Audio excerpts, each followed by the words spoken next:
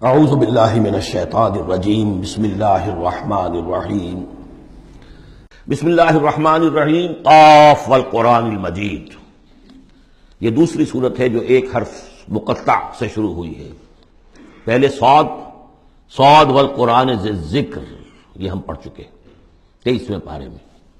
قاف والقرآن المجید تیسری آئے گی 29ویں پارے میں، نون والقلم وما یسطرون۔ یہاں بھی قسم ہے قرآن مجید کی، بڑی شان والے قرآن کی۔ اس سے آگے محذوف مانی ہے وہی جو سورہ یاسین کے اندر میں نے آپ کو بتایا، یاسین والقرآن الحکیم انک لمن المرسلین۔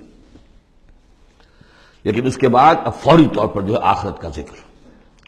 بل عجبوا ان جاءهم منذر منهم فقال الکافرون ھذا شیء عجیب، کیا انہیں بہت عجیب محسوس ہوا ہے کہ ان کے پاس ایک آیا ہے انہی میں سے خبردار کرنے والا، منذر انذار سے۔ فقال الکافرون ھذا شیء عجیب، تو کافروں نے کہا یہ تو بڑی عجیب سی بات ہے۔ اذا متنا وکنا ترابا، کیا جب ہم مر جائیں گے اور مٹی ہو جائیں گے؟ ذالک رجل بعید، یہ بہت دور کی کوڑی لائے ہیں، یہ دوبارہ رجوع کرنا جو ہے بہت دور کی بات ہے۔ قد علمنا ما تنقص الارض منهم، بڑا شاہانہ انداز ہے یہاں، ہمیں خوب معلوم ہے کہ زمین ان میں سے کیا چیز کم کرتی ہے، یعنی جب یہ زمین میں دفن ہو جائیں گے تو زمین کیا شے کھا جائے گی، اس کی کیا، ان کا وجود کا کون سا حصہ ہے کہ جو زمین ضائع کر دے گی۔ وَعِندَنَا کتاب حفیظ، اور ہمارے پاس تو ایک کتاب ریکارڈ ہے، وہ حافظ خانہ موجود ہے، سب کے اعمال موجود ہیں، اور ان کی جانیں جو ہیں وہ تو ہم یہاں سے لے جاتے ہیں، وہ علیین میں ہیں یا سجین میں ہیں، وہ تو وہاں ہے۔ تو یہ تو ایک جسم ہے جو خاک سے آیا تھا، منہا خلقناکم وفیہا نعیدکم ومنہا نخرجکم تارۃ اخری، وہ ٹھیک ہے، لیکن ان کا جو اساس کارنامہ ہے، ان کی جو زندگی ہے، ان کی ارواح، ان کی جانیں، وہ ہمارے پاس ہیں، اعمال نامے ہمارے پاس ہیں۔ بل کذبوا بالحق لما جاءہم، لیکن انہوں نے جھٹلا دیا ہے حق کو جب کہ ان کے پاس آیا۔ فہم فی امر مریج، اب وہ ایک بڑی الجھن کے اندر مبتلا ہو گئے۔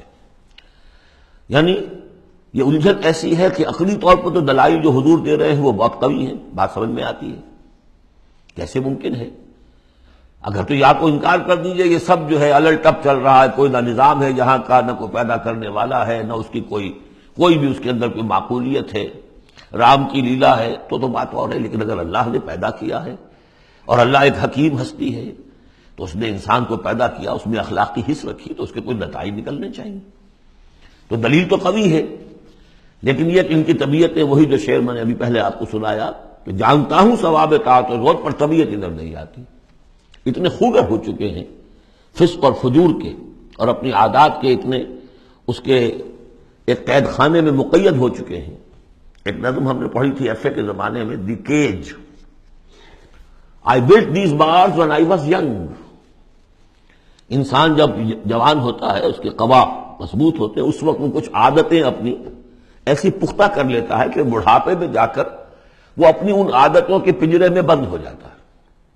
اب لاکھ وہ چاہتا ہے کہ ان عادتوں کو ختم نہیں کر سکتا، جیسے کہ وہ پرندہ جو ہے وہ اپنی سلاخوں کو توڑ کر پنجرے سے باہر نہیں آ سکتا۔ تو میں جب جوان تھا تو میں نے اپنے گرد یہ پنجرا بن لیا تھا کچھ بری عادات کا، اب وہ عادتیں جو ہے انہوں نے مجھے اپنے اندر قید کیا ہوا ہے۔ تو یہ لوگ ان میں قید ہو چکے ہیں۔ افلم ينظروا الى السماء فوقهم، تو کیا انہوں نے دیکھا نہیں آسمان کی طرف جو ان کے اوپر ہے، کیف بنیناها، ہم نے اسے کیسے بنایا ہے، وزیناها، کتنا اسے مزین کر دیا ہے، وما لها من فروج، اور اس میں کوئی رکھنے نہیں ہے۔ اس آیت کا مطلب تو آج آپ کو ایسٹرونومی والے بتائیں گے، کتنا محکم نظام ہے، کسی رکھنے کا کیا سوال۔ والارض مددناها، اور زمین اس کو ہم نے پھیلا دیا، والقینا فیہا رواسیا، اور ہم نے اس میں لنگر ڈال دیے۔ اب یہ جیولوجی والے بتائیں گے، علم طبقات الارض، کہ پہاڑوں کا کیا اثر ہے، کیا سٹیبلائزنگ ایفیکٹ ہے زمین کی روٹیشن میں۔ وما لها من فروج والارض مددناها والقینا فیہا رواسیا وانبتنا فیہا من کل زوج بہیج، ہم نے اس میں ہر طرح کی بڑی ہی رونق والی چیزیں جو ہیں جوڑوں کی شکل میں پیدا کر دی۔ تبصرۃ و ذکریٰ، یہ ہے لوگوں کو سجھانے کے لیے، دکھانے کے لیے، دیکھو، کھول آنکھ، زمین دیکھ، فلک دیکھ، فضا دیکھ، مشرق سے ابھرتے ہوئے سورج کو ذرا دیکھ، ان آیات کو دیکھو۔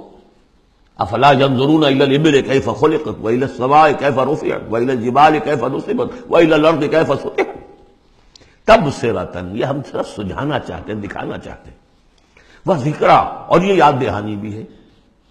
نشانی کو دیکھ کر کوئی یاد آ جاتا ہے جس کی وہ نشانی ہوتی ہے، ان نشانیوں کو دیکھ کر تمہیں اللہ یاد آنا چاہیے، خالق ان کا بنانے والا، ان کا مصور، هو اللہ الخالق البارئ المصور لہ الاسماء الحسنی۔ تو یہ در حقیقت اس کی یاد دلانے کے لیے یہ نشانیاں ہیں۔ لکل عبد منیب، لیکن یہ اسی بندے کے لیے ہے جو منیب ہو، خود کچھ رجوع رکھے ہوئے ہو، وہی جو تمہیں کہتا رہا ہوں کہ فطرت مس نہ ہوئی ہو، روح مری نہ ہو، تب تو یہ تمام چیزیں جو ہیں مفید ہوں گی، آنکھیں بھی کھل جائیں گی اور تذکرہ یاد بھی آ جائے گا۔ اگر فطرت مر چکی ہو، مسخ ہو چکی ہو، پھر ظاہر بات ہے کہ کسی سے کوئی فائدہ نہیں ہوگا۔ وَنَزَّلْنَا مِنَ السَّمَاءِ مَاءً مُبَارَكًا، اور ہم نے آسمان سے اتارا مبارک پانی۔ مبارک کی وضاحت میں کر چکا ہوں۔ برکت اسے کہتے ہیں کسی شے کے اندر جو پوٹینشیل خیر ہے اسے نکال کر باہر لے آئے۔ تو یہ پانی بارش کی باران رحمت جو ہے یہ ماء مبارک کا ہے، زمین کی روئیدگی کو نکال کر باہر لاتا ہے۔ فَأَنبَتْنَا بِهِ جَنَّاتٍ وَحَبَّ الْحَصِيدِ، تو ہم نے اگا دیا اسی کے ذریعے سے باغات بھی اور کھیتیاں بھی جو کٹ جاتی ہیں۔ اب دیکھیے بہت خوبصورت ہے یہاں پہ جو ترتیب، جنات اسے کہتے ہیں باغات، درخت لگا رہتا ہے پھل اتار لیتے ہیں صرف، اور کھیتی وہ ہوتی ہے گندم کی کھیتی، وہ پوری فصل کٹ جاتی ہے، وہاں کوئی اب درخت باقی نہیں رہتا۔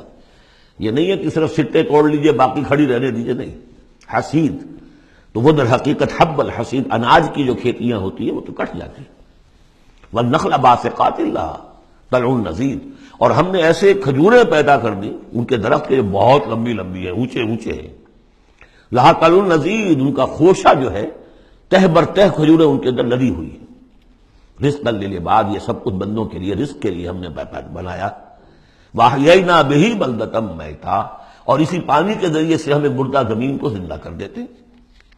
كَذَلِكَ الْخُرُوجُ، اسی طریقے سے تم زمین سے نکل آؤ گے، جیسے کھیتی نکل آتی ہے، پہلے کوئی آثار نہیں تھے، بارش ہوئی کھیتی نکل آئی، گھاس ہی ہو گئی، چلیے اور کچھ نہیں ہے، وہاں گھاس آ گئی، کہاں سے آ گئی؟ زمین میں تو تھی نا، پانی نے نکالا ہے صرف۔ اسی طریقے سے تم سب ہوگے وہیں پر، تمہیں بس نکالنا ہے، ہمارا اذن نکال لائے گا۔ صدق اللہ العظیم۔